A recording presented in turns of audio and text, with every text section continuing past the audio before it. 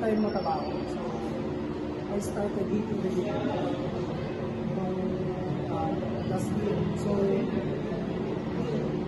yun nga, kaya ako nag-gym kasi mataba ako.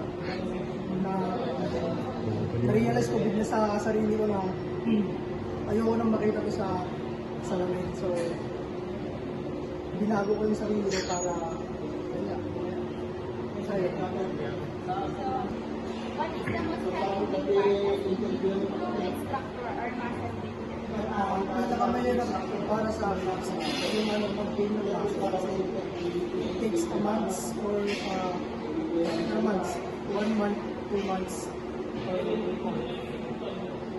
What are your personal fitness goals? Personal fitness goal is pagpalaki ng katawan, yung sakto lang.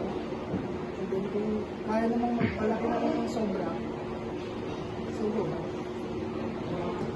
So, what are the problems you have encountered before, during, and after the activity?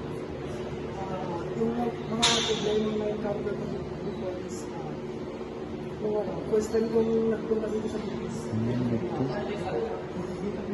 Hindi ako gaano makakapag-exercise na dito. Kailangan ko munang ma-adapt yung mga dito.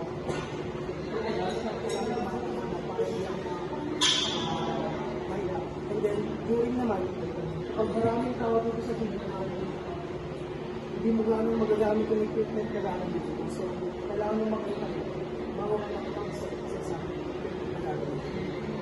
Sa akin naman, after, wala naman akong nakikita na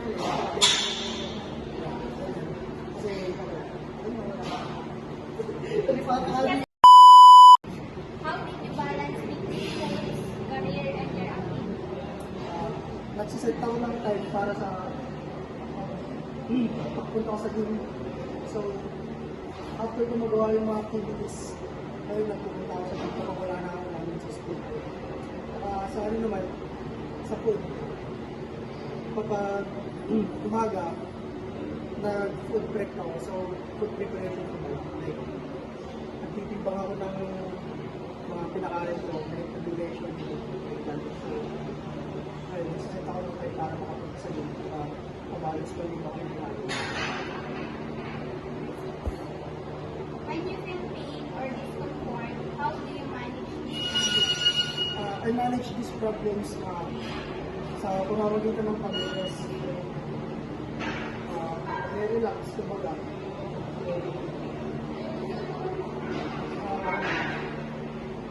Pamamagitan din ng pag-jogging pag ginagawa sa resting. Ginagawa ng mga activities na hindi pa natapos. Ayun yung parati para mag-yes. How is your current weight affecting your life? Sa totoo lang, wala namang How is your current weight affecting your life?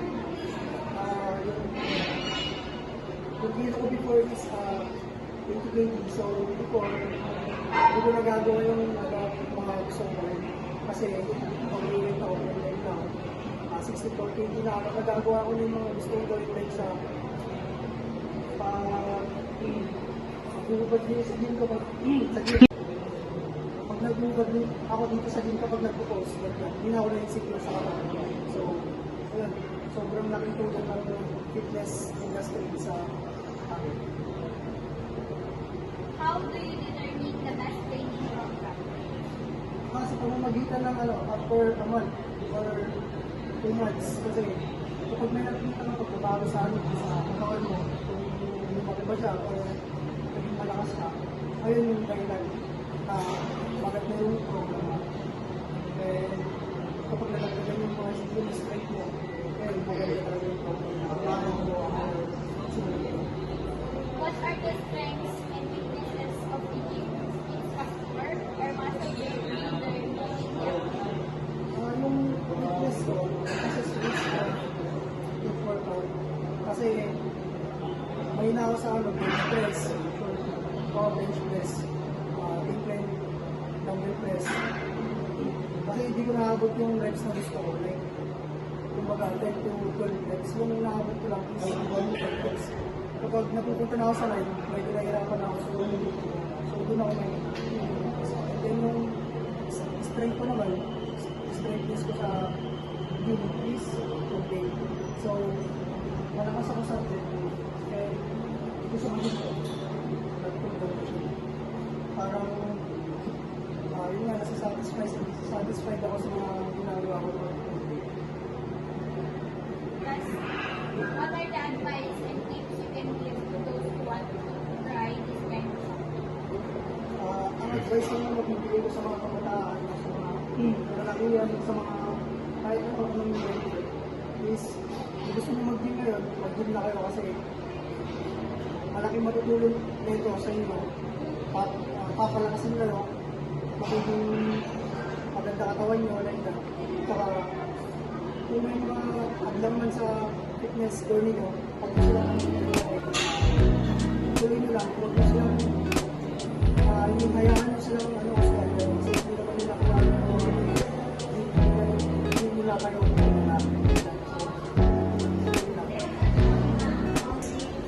second exercise. Tawag dito is bicep curls. Doon ko lang